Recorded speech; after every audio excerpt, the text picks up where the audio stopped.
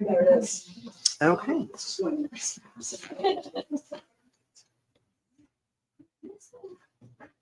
All right. Hello. Hello and welcome.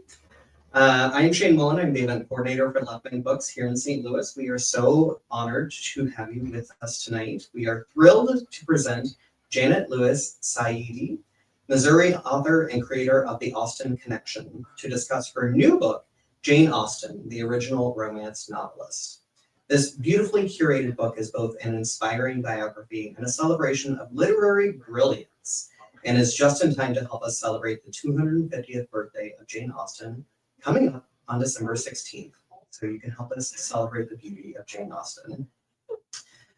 We are almost done with events for the year.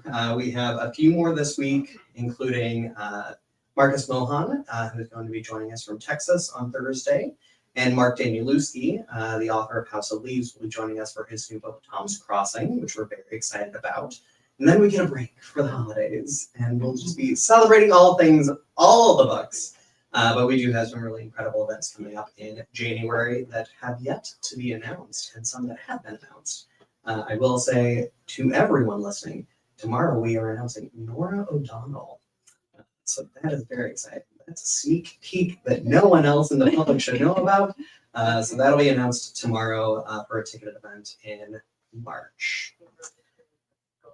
But we are here to celebrate tonight's book, Jane Austen, the original romance novelist. Take a trip back in time to the Regency era life of Jane Austen, one of literature's most beloved novelists. With this captivating exploration of her works and the timeless themes of romance, family, and society. Pocket Portraits Jane Austen takes you through the moments of Jane Austen's life, some well-known and some which may be unexpected. These are the moments that shaped her six published novels, which draw deeply on themes of family, agency, philosophy, and love. From excerpts of her swoon-worthy tales like Pride and Prejudice and Emma, to insight into Austen's social commentary and why her works still leave their mark on contemporary pop culture. This book paints a vivid portrait of the complicated woman behind the quill. Tonight we are joined with our guest of honor, Janet Lewis Saidi. Janet is the creator of the Austen Connection, a public humanities and journalism project that connects Austen's literature to the pop culture and current events of our world today. The project has been featured in numerous publications, such as Electric Lit, the Christian Science Monitor, and at national and international conferences, such as Melbourne's AustenCon and Jane Austen Society of North America, AGM. A professor at the Missouri School of Journalism, Janet has taught writing, editing, and producing for 14 years. In addition to her work as a producer at KBIA, her journalistic work has appeared on NPR, the BBC, PBS, and in Los Angeles Times and the Christian Science Monitor. And for those of you watching online, you will be able to type your questions in as a comment, and we will incorporate those into the audience Q&A. Now, without further ado, would you all please help me in welcoming our incredible host for the incredible guest for the evening, Janet Lewis Saidi.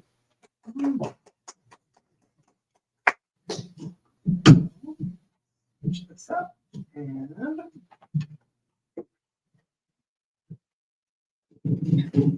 Great. Thank you so much, Shane. I'm comfortable with the mic.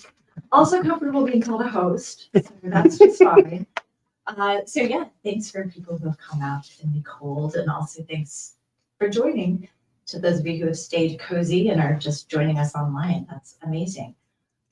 So it's a real honor to be asked to talk about Jane Austen and to be that person showing up to celebrate Jane Austen's 250th. And it's also really fun to be doing it here. I love Left Bank Books. That's one of my favorite bookstores, and I love this city, one of my favorite cities. So I'm really happy that the book tour stopped here.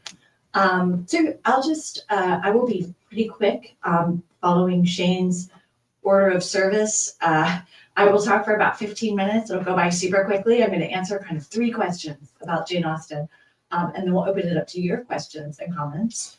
And I look forward to that a lot, just hearing what you want to know, what you want to share about Jane Austen after 250 years. So the big question I want to answer is why are we still talking about Jane Austen 250 years later? Why are we still going to Jane Austen films, which we love and we were just talking about before we started, and so many films and so many screen adaptations. And there's some really, really fun reasons and really good reasons that are fun to explore. Let me just back up a little bit. As Shane said, I do something called the Austen Connection. So a lot of people, the first question they want to know is, how did you go from being a public radio journalist and a public media journalist to writing about Jane Austen? Of all things, you know, a 19th century and even 18th century writer who's known as sort of sitting by a fireside with a cup of tea, perhaps. Actually, she really liked to sit by a fireside with a glass of wine, if you want to know. She actually wrote that in her letters. And that's really part of the reason, is that I feel like it's really an extra challenge to talk about Jane Austen and this 18th century and early 19th century writer who there's so much that's unexpected about her. But it started, the Austen Connection started, and the Austen Connection is what led to this book, Jane Austen, the original romance novelist. It started when it kind of arose from public radio. So as a public radio person, a public media person, at least one person, and really a couple of you are involved in that here. You're convening dialogue, you're convening discussion. That is what we do. And I like to tell my journalism students, we turn the news into dialogue. And particularly when COVID hit, I was doing something that we never really planned to do or wanted to do in a radio station, which is to do a daily hour-long live talk show. Who would do that? Actually, St. Louis Public Radio does do that. But our little station in Columbia, that was not on the list. But when COVID hit, we thought we should go live every day. That's not something that we would normally do, but right now, checking in with people live is what we should do.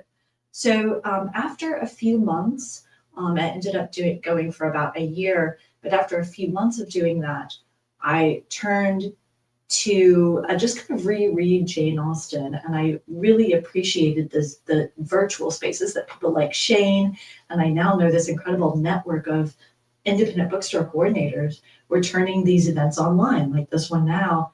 And I found the Jane Austen community was talking about a lot of the things that I was talking about in my daily talk show, really the important things.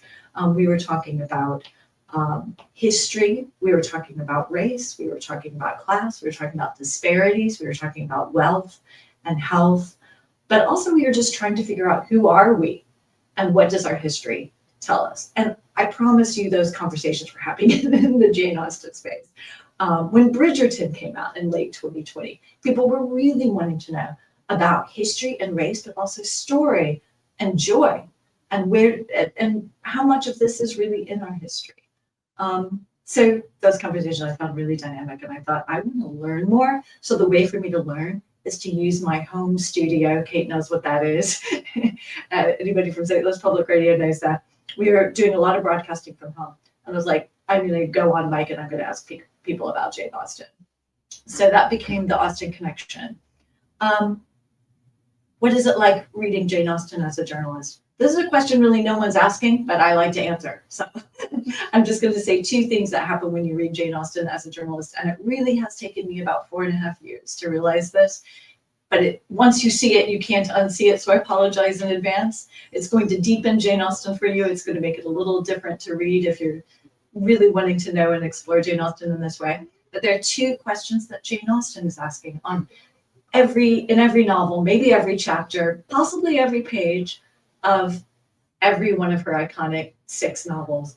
And that is, what is the truth?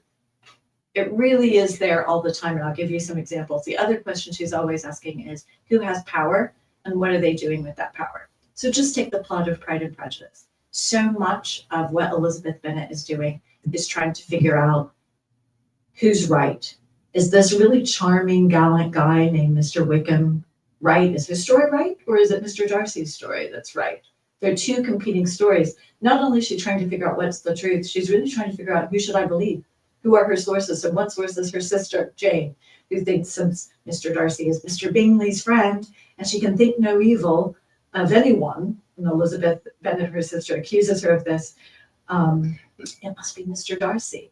But Elizabeth Bennet is like, no, Mr. Darcy is a snob, he's arrogant, he's rude, he insulted me, and I don't think I'm going to believe you. But as it turns out, Jane, even though she does tend to see the good in everyone, is right. But you can see already, and really all of that happens at the Netherfield Ball. So you have the Netherfield Ball, which is all about who's right, also power. We don't get too far into Pride and Prejudice before we're questioning power, questioning what people do with it, who has agency, who's able to move around, who isn't. If you're a heroine and you're sort of confined, what do you do? How do you navigate this? So you can see Jane Austen giving you tools for navigating the world you're in. But then it really comes to a head. I tend to think that Jane Austen waits a little bit toward the end. She kind of reels you in subtly, with a heroine like Emma, who's really she's all wrong. But then sort of halfway through in the final half of the novel, you could see Jane Austen turning things upside down. So she's reeled you in and she's made you comfortable. And now she's going to kind of blow it up and make you ask the real questions. And that blow up kind of happens in Pride and Prejudice with Lady Catherine. So you have a titled, arrogant, powerful person really confronting someone who's not powerful and really being a bully. Now, there are plenty of bullies in Jane Austen. There's plenty of misuses and abuses of power there. So Pride and Prejudice. So that's kind of what it's like reading Jane Austen as a journalist. I hope I haven't made it not a lot of fun for you now, but that's what that's like. I think it deepens it and makes it fun. So what does all of this have to do with romance? So the book is Jane Austen, the original romance novelist. What I love is that the genre of romance is really used as a place, and these stories are used as a place to explore issues of our relationships and also power and truth and who are we and the big questions. Of course, romance is good. Why has it taken us 250 years? This maybe should be the question after Jane Austen to kind of see that romance can do this, especially when Jane Austen and Northanger Abbey made a point of saying novelists are sort of disparaged, but my heroine is going to read novels as any heroine should, because they're important. They're important work. It's important art.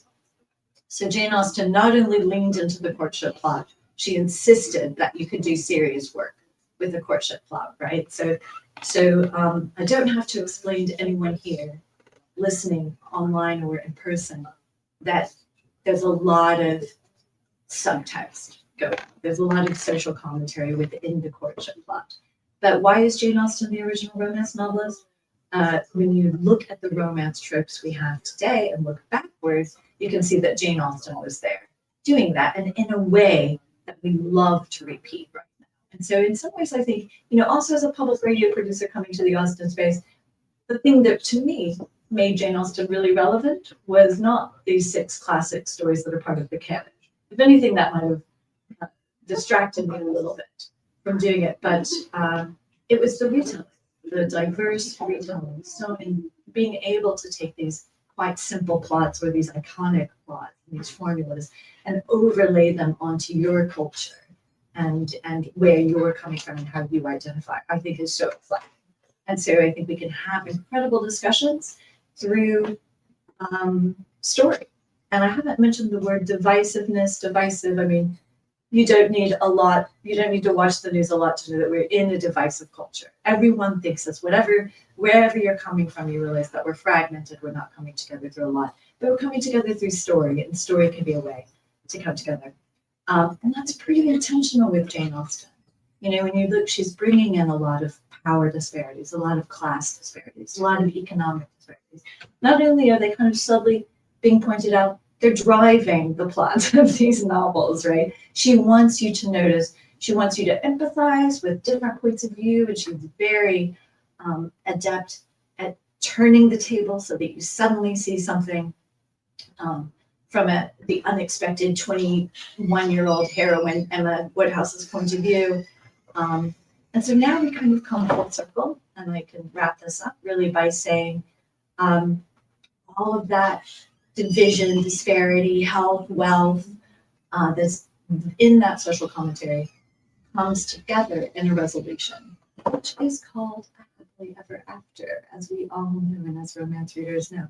And really, that happily ever after is about so much more than a big pile of real estate. Hello, Pemberley.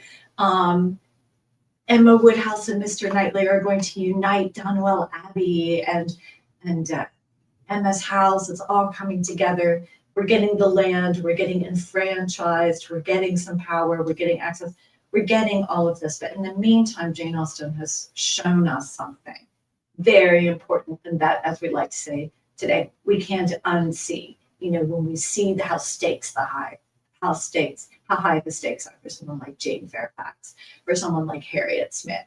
When we see, even for a younger brother like Edward Ferrars, in Sense and Sensibility, we see the stakes are very, very high. The stakes are still high. I don't know if Jane Austen realized this, but that was not going to change in 250 years. The stakes are still very high for everyone. Things are not great. There's a lot of division. There's a lot of misunderstanding in our households and outside of our households. And we all need that happily ever after. And so Jane Austen brings it to resolution so adeptly. I haven't even mentioned that she's really interested in the art of these things. She does all of this, and this is how it applies to our lives today and how it connects us. But she does it all really a big project of hers is a philosophical project and also an artistic project. That's another conversation for another day. But basically that happily ever after that leads to the resolution on so many levels. That is why we're still talking about Jane Austen 250 years. What did I do for time, Shane? That was fun. Okay, so a radio person should be able to watch the clock, and I'm happy to answer any questions or comments. Welcome. I know a lot of people behind a mic say, make sure your question has a question mark at the end of it, and I say the opposite. I want to hear what you think. And if you are watching virtually and have a question or comment, type it in to the as a YouTube comment. I have a question. Yes. Was your favorite Jane Austen book going into the project different than coming out of the project? Or as you were? Never had that question. I think it might be. I think going in, I quite liked Emma. And I think coming out, it's still Emma. I have to say, Persuasion is the one I would recommend. Persuasion is the master class. It's beautiful. It's poetic. It's so innovative in its art that I like to say, and I might be overstepping slightly, but I don't think so. And I really want to know what scholars think. But I really see the influence on not only writers like Henry James, but I really see the influence on people like Proust and Virginia Woolf, who was an open and ardent Austen fan. But that stream of consciousness and that impressionistic writing that no one attributes to Jane Austen, it's so impressionistic. You can just see that the time is compressed time, the concepts of time are manipulated in ways that are very Proustian.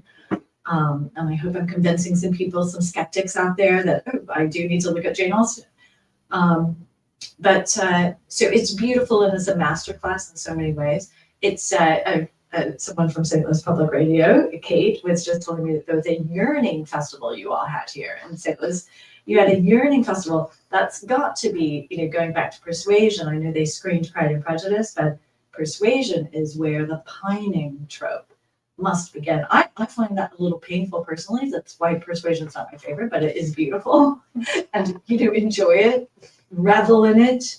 It's extremely emo. But I'm going to go with Emma every time because it's so farcical.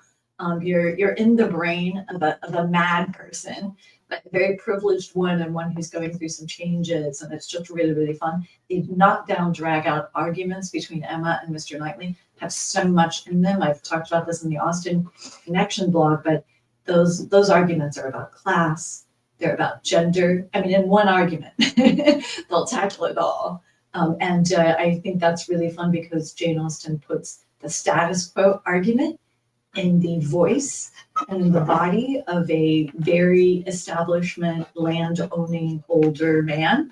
And she puts the status quo, status conscious snobbery in the body and in the voice of a 21-year-old young woman who doesn't know anything really, but she is very smart. She can win an argument even when wrong, and that's really fun to watch.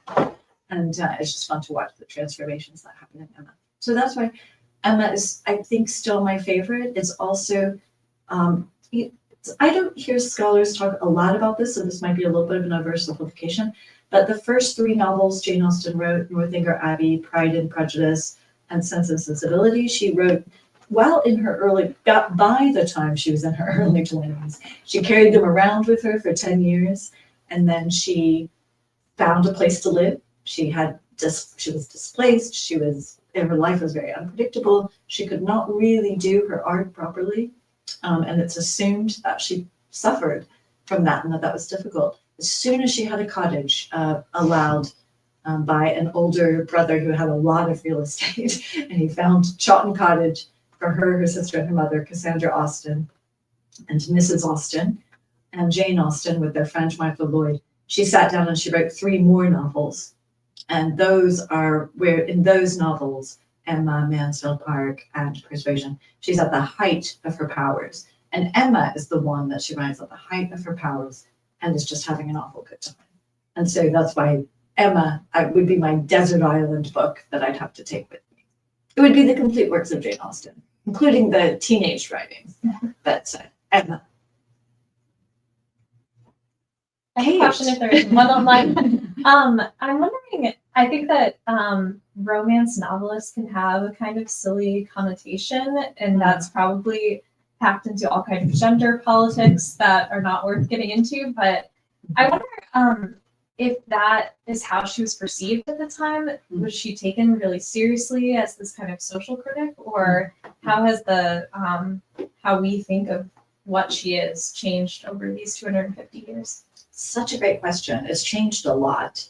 The novels themselves, a lot of them written by women. There were men like Samuel Richardson and Sir Walter Scott writing historic fiction. But novels themselves were not really well respected. It was more poetry and maybe plays. And Jane Austen was a huge Shakespeare fan. And you can really see his comedies and some of it, especially romantic tropes, like Enemies to Lovers. But people didn't really respect novels. And so she addressed that with Northanger Abbey. She revised all those first 3 novels, I have to add. So she was, when she settled, as an older, still in her early 30s, but and late 20s, but went back to them and revised. So she may have added some of this commentary about the novel, but she addressed that lack of respect. And she was aware of that. And she was just like, I'm leaning into it. I'm doing it and you're going to like it. And not only do her heroines like novels, her heroes like novels. So Northanger Abbey, Henry Tilney, it just is very endearing because he says, I think it's Castle of Otranto or one of the Gothic novels. And it's a real celebration of Gothic novels, right? No one took those seriously. Those are, in fact, they were seen by some to be harmful for young women and, is this a good way to spend your time? And does it teach you everything wrong about love and life and family? And, what is the instructive value of these things? But Henry Tilney also says, I was up all night and my hair standing on end, trying to finish this Gothic novel by Anne Radcliffe. It was an Anne Radcliffe novel, I believe. So she also has this hero reading a woman's Gothic novel, because Matthew Lewis and others were writing. There were men writing them.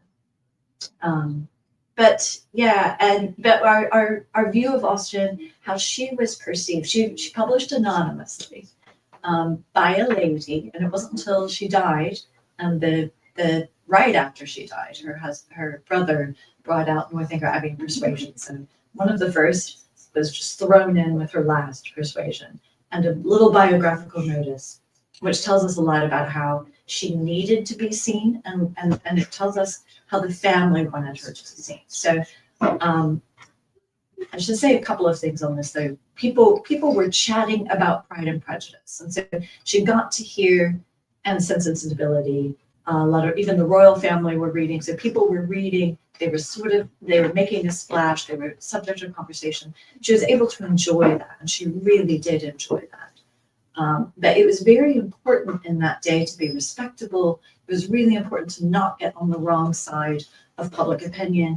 It was important to not get a lot of attention, because if you look at the women who were well known, they were eviscerated by the comic strips and the illustrators and the press. So people like the Duchess of Devonshire, who was the most famous woman of Austen's era, was just, and just a very powerful woman, powerful family, just completely ridiculed in the press for her public, quite political and influential roles. And it was difficult. And then you had Mary Wollstonecraft before Jane Austen, who the same thing happened to after she died. And this was a very serious political philosopher, Mary Wollstonecraft, who I think, and some scholars think, really influenced Austen. There's no direct proof of that, but you can see it in the book. So she had every reason to be careful. Her family really wanted her to be, and her work to be, well respected. And no one had any idea that it would have this kind of impact. That was unforeseeable, absolutely. But a nephew came out decades later in the Victorian era, in the late 19th century, a nephew who had corresponded with her a lot, and she joked with him a lot, so they were pretty close.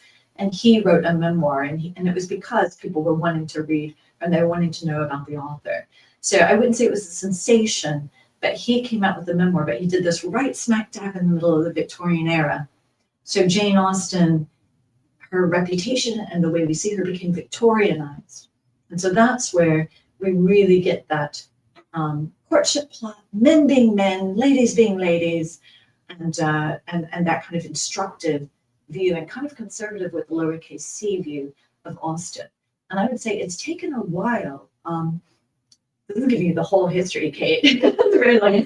But I think it's either 1979. I think it's 1979, if not 89. I can never remember which one it is. But a book came out called The Mad Woman in the Attic. And I think this is kind of oversimplifying the entire history, which people write huge, books about. But it was called The Mad Woman in the Attic. It was two feminists, Gilbert and Gubar, who gave a really unique, and I would say radical take on Jane Austen that people have been picking up and talking about ever since. And they said Jane Austen's courtship plot is her cover story. Look at the social commentary. To me, when I reread it, people say every time you reread Austen, you see something different. It's really hard not to see that social commentary. I mean, just one thing you can see, which is that nearly everyone with the title is either incompetent or evil, or just misguided, and that's Lady Russell. That's being the most kind. Most of them are just downright evil, and people with power are not using their power very well a lot of the time. So I think that some scholars would call the subversive school has arisen since Gilbert and Gumar and Mad Woman in the Attic, and has just kept going. And I would say a really great writer working on this, I would say the key writer working on this is Princeton's Claudia Johnson, who wrote Jane Austen. I think it's Politics of the Novel. And she, I would say, is a really smart, influential subversive school scholar who I think is really fascinating. And I think that's a little bit of the short history of how she's seen. It's kind of also, I guess I should say, it depends on who you ask. And it depends on what time they're living in. If we time traveled, we'd see a lot of different ways to see Jane Austen. Did the cartoonists that were kind of doing the... Yes. After it was revealed who she was, did she ever become a subject of some of the cartoons and try to deride her career after the fact, or? She did not. She avoided that, thanks to the nephew, thanks to the family, probably, thanks to the sister burning all the letters that we'd love to have. We have 161 letters, but Cassandra famously burned the ones that she censored others, so you tend to think that that's why. And you tend to think that they were burnt. This was a niece who remembered it this way. But the letters were handed around. She meticulously gave things away, and they passed things around to each other, including some of her teenage writings they never in a million years thought anyone would be interested in, but even those are published. But so censored the letters. So they achieved that. And she has never been derided publicly. She's always been, I mean, for the most part, in any way that we know her, in any way that matters. She's always been very, very well respected, you know, and including in the scholarship, you know, the scholarship, Lionel Trilling, Rudyard Kipling, I believe it is, you know, writing a story where he uses the term Janeites, I think it is. So she was passed around in these pocket editions in the world, I think it's World War II, maybe it's both World Wars, you know. So she was seen and given as a classic that helps people get through tough times and helps soldiers get through, which is what the Janeite story, where that term is used, that's how that comes out.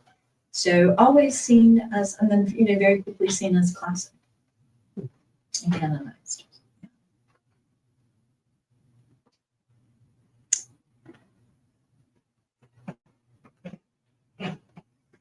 Is that it? All right. If you would like to type in a question, otherwise, I mean, we can keep going. Yeah, we do have people watching virtually, so if you have a question, Janet would love to answer it. But otherwise, this has been fantastic, and so, like, I just love hearing about how she is still so important and so relevant, and especially with romance having its kind of ups and downs as a respected or like hidden Yes. genre. It's incredible to hear. Well, you know what we haven't talked about, Shane, and if we have more time, people, I can open it up to people who want to talk about the adaptations. I'm interested in what people's favorite adaptations. I'm interested in what other people's favorite novels are. Kate, what's your favorite? Yeah, definitely the Pride and Prejudice, the Keira Knightley version. Okay. Yeah, Okay. I watched that twice in the anniversary screenings. So, yeah, and I wonder what little pieces of our current culture get put into these. If there are ways that the movies, because I haven't read the classics as closely as I've rewatched the movies, I think. So I wonder how they differ from each other. That's such a great question. I don't know if I should repeat the question if you can hear them on the mic, but we're talking about the adaptations and Pride and Prejudice 2005, which I'm jealous of everybody in St. Louis screened here on the big screen, which is I've never seen it. It's so beautiful with the music, and Kate's asking how much. This is such an interesting question. I've never had this question. How much that's contemporary and of our time gets put into these adaptations? I mean, the first thing that comes to mind is the kiss. You know, like famously, there's none of that in actual Jane Austen. But also, you know, famously, there is so much desire. I mean, there's desire on every page, and so that's a really interesting question. I'm interested in what other people think on that. You know, how do you know, something written in 1811, 13, 14, 15, and 1817, you know, how does it translate into something that we in 2025 still find so romantic, and not only romantic, but just like literally very sexy, and that pining, the structures and just everything about it. They're really, I mean, it's very clear that Jane Austen understood desire. I find that really fascinating. That's not something that scholars are going to bring up very often. I think we can bring it up in a conversation here. So the kiss, you know, the 2025, if you're on memes, if you're at all an online person, you've heard of the hand flex, where it just seems to be like so much restraint, so much frustration. That got a crowd reaction when we went and saw it in St. Louis. Yeah. This is where you must see these adaptations.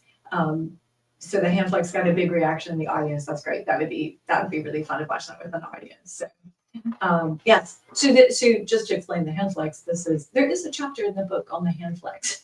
I knew that I had the right publishers when the acquiring editor at Simon & Schuster's Adams Media, Colleen Mulhern, shout out to Colleen and Sarah, the editors. She said, you could do a vignette on the hand flex. And I was like, oh my gosh. Okay. So this is going to be fun. So it's, you know, it's Elizabeth Bennet's visit to Netherfield. She's around the Bingleys. She's around a lot of snobbery. She's on the very biggest stage. You know, if you see that Jane Austen understands bullies, she understands the feeling of being marginalized. her sister Jane is sick, and she's just there to do the right thing and trying to get the heck out of there. And so they leave, and Mr. Darcy is there. And it's been an interesting sort of couple of days of confrontations and flirtations, I would say. There's two things going on a lot, confrontations, flirtations. Elizabeth Bennet is handed by Mr. Darcy into the carriage, and he walks away, and Matthew McFadyen as Mr. Darcy just stretches out his hand in a moment that just says, okay, I'm very tense right now. So the hand flips. And apparently that was Matthew McFadyen improvising, and the director, Joe Wright, noticing that movement and saying, get that, according to Matthew McFadyen, talking to, I believe, NPR. So he also, according to that interview, says he didn't feel handsome enough or sexy enough to do Mr. Darcy. But I think that vulnerability and kind of the awkwardness really comes through with Matthew McFadyen, I think, and also the power. And so it's very hard to do that. Might not be intentional, but it comes across, I think. That's a good one, yes. And so the hand flex, the kissing, I guess there's all kinds of things that come through from our culture that directors of Jane Austen, sometimes they're really good at seeing what Jane Austen's doing between the lines, especially with things like desire, and especially with things like the yearning and the pining, and the enemies to lovers. Like they're pretty good at seeing these things under the surface and bringing them out. One thing I noticed, though, rereading Jane Austen and the Austen Connection blog, we've had a really long read-along, which, by the way, we're going to do again in 2026 by popular demand. We're just going to start over. We're going to read all of Jane Austen. It made sense for the 250th year, but I suppose it makes sense in 2026 as well. Okay. But rereading, I find there's so much stage direction in Jane Austen. So we're reading Persuasion right now. And there's in the latter chapters when Captain Wentworth and Anne Elliot, they've been separated by 8 years. So there's very much a second chance romance. Speaking of romance tropes, they come together when they it's very, very awkward until it's not, and they end up getting together and talking. And they're so dramatic, and Jane Austen is not only showing the interiority between everything they say, what he's thinking, what she's thinking, and it's beautifully, the language is just poetic and beautiful. But she also does something that I didn't remember. She has Frederick Wentworth go to a window and look out. Or he looked at Anne Elliot and he looked not exactly forward. I think that's a direct quote. So Wentworth says something and looked not exactly forward. There's a lot there for people like Joe Wright, who did 2025 Pride and Prejudice, and also Andrew Davies, who did the 1995 Pride and Prejudice, and then also an Emma series, or maybe it was a film, and lots of adaptations. He's very good at getting those things that are under the surface in Austen and using the screen and using an adaptation and using dialogue to bring them. The thing that people don't change is the dialogue very much.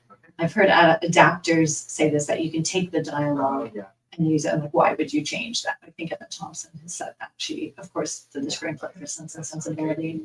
And then when you're talking adaptations, it's really fun to talk about Clueless. That's a really great example of just like, we can take this story and we can put it at Beverly Hills High School and somehow that completely works. Has it? Yeah, so we got to get Clueless in there when we're talking about excellent adaptations. So it's one of the things that keeps Jane Austen alive. Is if our theme of the evening is why are we still talking about Jane Austen 250 years later, it's the retellings, but also the screen adaptations and those retellings as well that are so much fun. They just keep coming for another 250 years. All right. Well, so I think we'll move on to the signing. But if you are watching online and want to get a signed copy, we will have those available for mail out to anywhere in the country.